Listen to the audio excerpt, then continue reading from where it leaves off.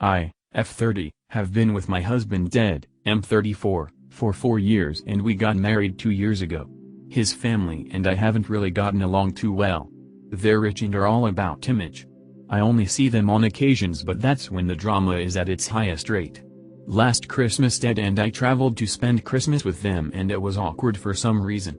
After we went back to the hotel, his mom sent me a list of all the things I've done wrong at her house, like bringing wrong types of desserts and wearing inappropriate clothes. I wore a blouse and leather jacket, and not standing up when guests arrived. This year mother-in-law only sent an invitation to Ted to spend Christmas with family.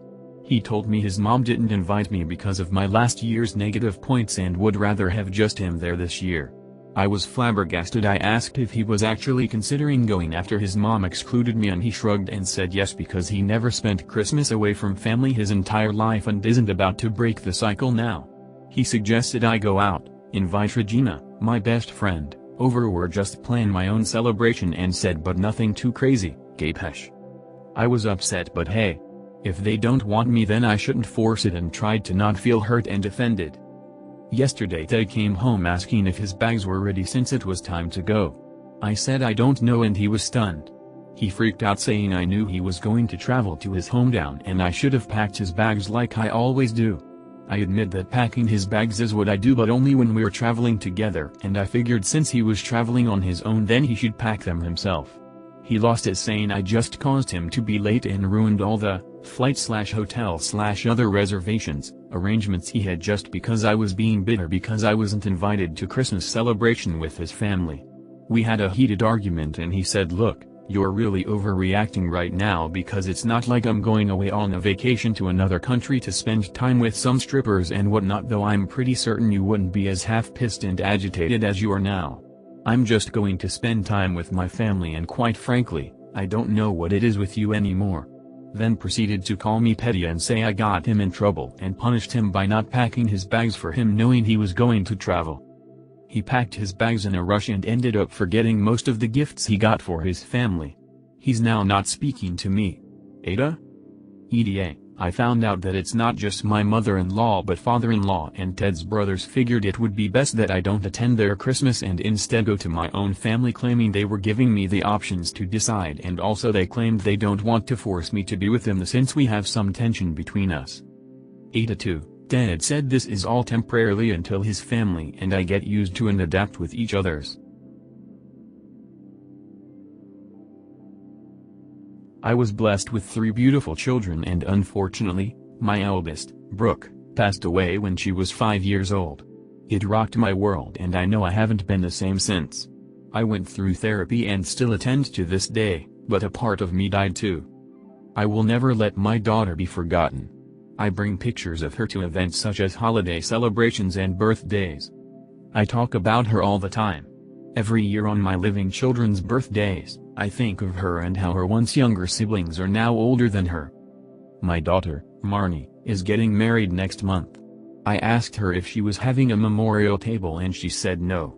I asked her about creating a seat for her sister who passed, as she should be a part of the day. Marnie told me no, for once she wants a day about her. She says she couldn't have one event that wasn't about Brooke. Even her graduation, I had put a picture of her on the seat.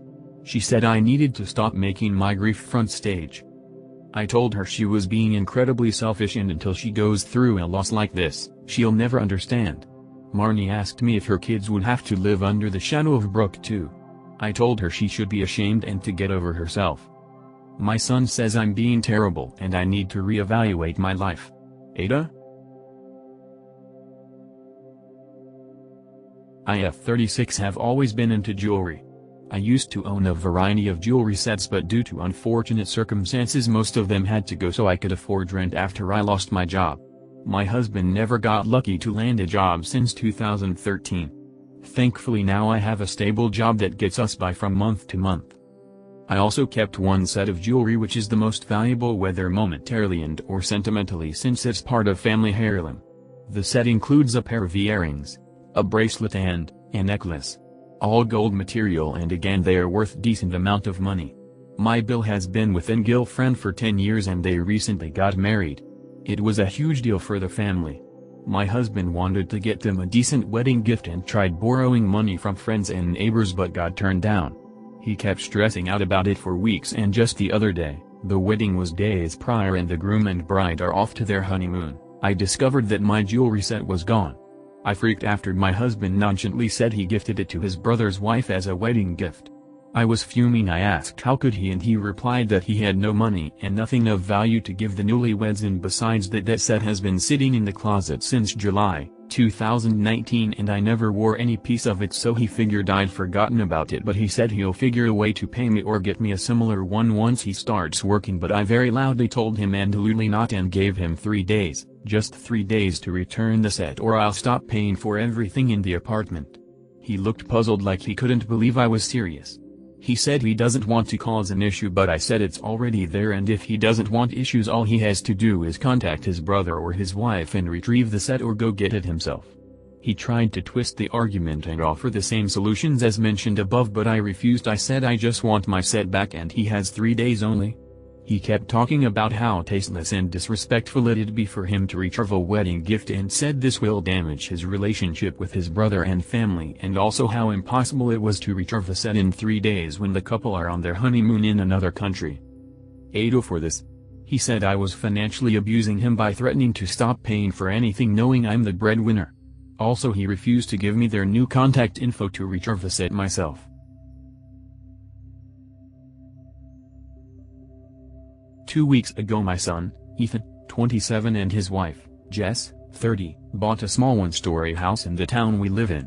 After settling down they invited us for a small party for the occasion. We sat for dinner and talked about the house a bit. Me, my husband and Jess continued conversing after Ethan excused himself to take an important call. Jess showed me the original key to the house and I asked if she made copies yet and she said no. I said she should and also give one copy to me as well. She looked at me funny and asked why she should. I explained that it is necessary so that it could be used in emergencies. She rudely said I don't know what kind of an emergency that would require you having a key to our house, sure won't be a fire incident. She obviously didn't seem to have any idea that a fire incident wasn't what I meant and I got offended by her sarcasm. I pointed out that it's not just her decision because this is my son's house as well. She smiled at me trying to be polite and stated that only the ones who contributed towards the house get a copy and that I really don't need one anyway. Also assured me that my son will have the same answer for me. Basically saying don't bother bring this up with Ethan, he'll tell you the same thing, but I didn't. She spoke on his behalf the entire argument, repeating what she said over and over.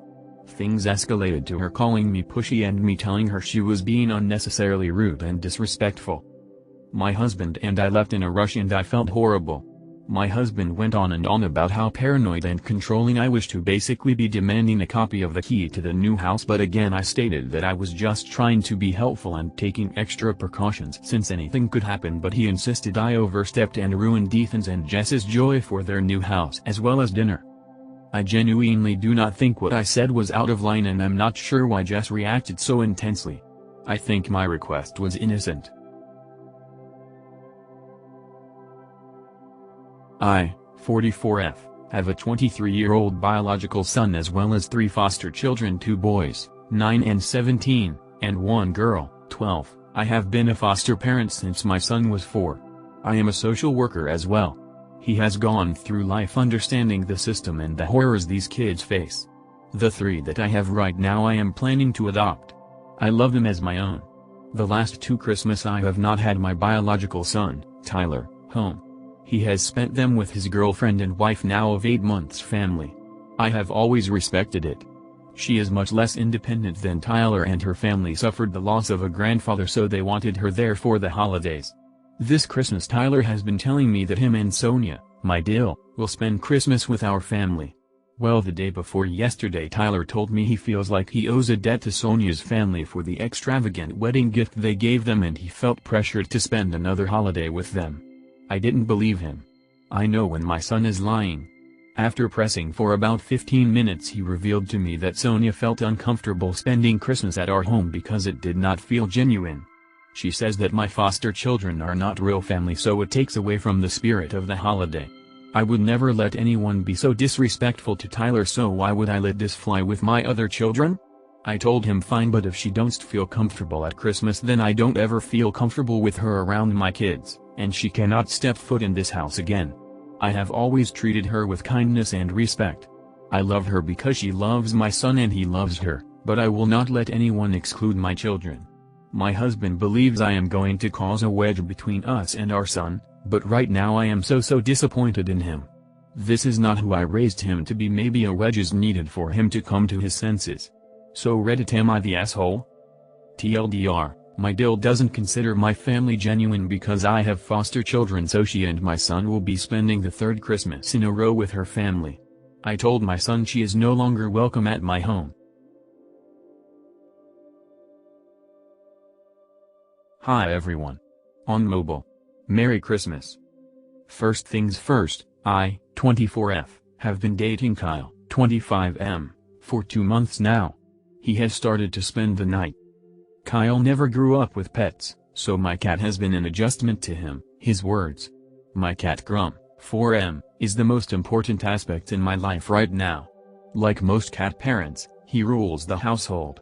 We are very close, since I found him abandoned on the side of the road, as a 3-month-old kitten, and nursed him back to health. Crumb is very docile, but hasn't shown any affection or really interest in Kyle.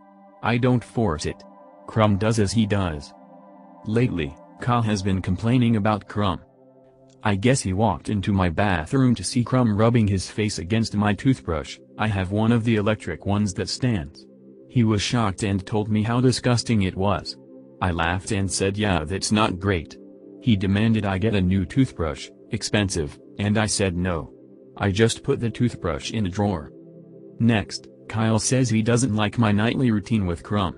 I give Crumb a kiss on the head, stomach and then face before he goes to sleep. He sleeps on my bedside table in a cat bed. If I don't do this routine, he lays on me until I do. I know that's annoying, but that's how it has always been and I love doing it. Well, Kyle says I am unhygienic because of this. He says Crumb is dirty, he is inside only and I brush him every day, and even letting him sleep in the bedroom is gross and gets fur everywhere. It doesn't, but Kyle isn't even allergic, so. I told him that I put the toothbrush away, but he told me that I took it as a joke and didn't punish Crumb. I tried to explain that you can't punish cats, nor would I want to in this scenario, but he wouldn't hear it. He then went on to say that me kissing Crumb is disgusting, especially his face, and he wouldn't ever kiss me if I kissed Crumb again. He asked me to put Crumb outside the room when he is over, or lock him in a crate. So I said, okay, bye. Not only is Crumb 1000x more important to me, but I laughed in Kyle's face about never kissing my cat again, keeping him locked. This is where I may be the Kyle told me that I was ruining our future and how mean I am for laughing at his concerns. I felt guilty, so I asked a group of my friends and they were split. The pet owners laughed, the non-pet owners said I am in the wrong for not making Kyle feel more comfortable. They said that Kyle wasn't asking me to get rid of Crumb, just compromise with him. They said I was being kinda gross and understand his concerns. TLDR, BF doesn't like me kissing cat. I said it wasn't going to stop and laughed at him. He and friends call me insensitive and gross. Edit, cat tax. www.reddit.com web link, hopefully I did this right. Edit 2, whoa. I didn't expect this to blow up at all. I am reading everything, even if I don't reply. I asked Kyle if we could talk tomorrow, since we aren't speaking, and he said yes. I'll let you know how it goes.